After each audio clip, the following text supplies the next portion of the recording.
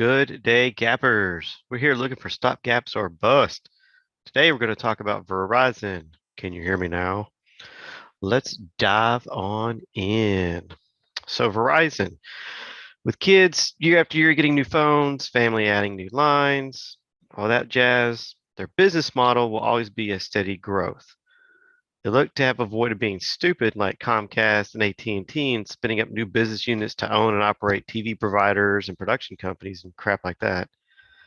Their dividend right now is 4.86%. It's safe, even in COVID. Verizon continued their dividend. They didn't drop it and ended up raising it in the last quarter of 2020. So that's always good to see. So looking at the chart here, I've already pre-drawn my lines for gaps. This is a 2-year chart. Again, we'll zoom in here. Gaps are when candles have an area of openness between them. If you look to your left here, you see there's no gaps in between these. They're next to each other. They're next to each other. Jumps up, and there's a space. There's a hole. There's a gap. So the gaps can occur when something goes up, and it can occur like right here when it goes down. If it gaps up, you draw a line on the bottom piece of the gap. If it gaps down, you draw the line at the top. Why?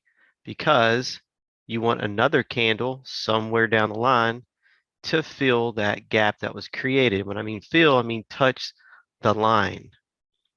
So this bottom line extends over and runs into a candle. That gap over here on the left has been filled, right?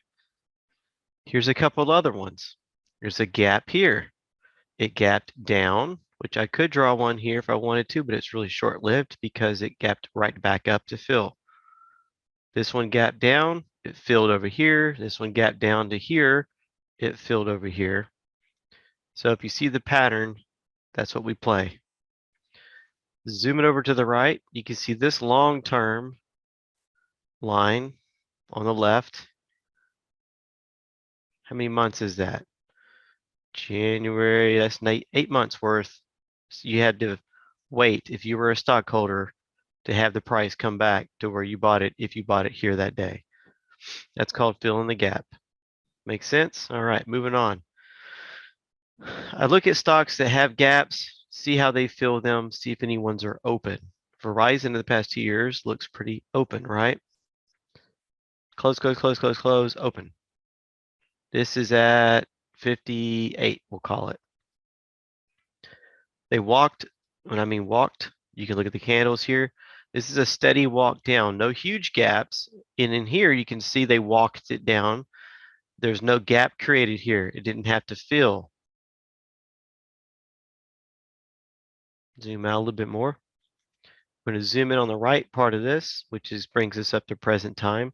As you can see, this gap that was created here back last May is still open. The stock had been walked down, created a couple of small gaps, created some gaps when it went sideways, and it filled this bottom one. That's a good sign. And then it went sideways. That's perfect. That means a reversal.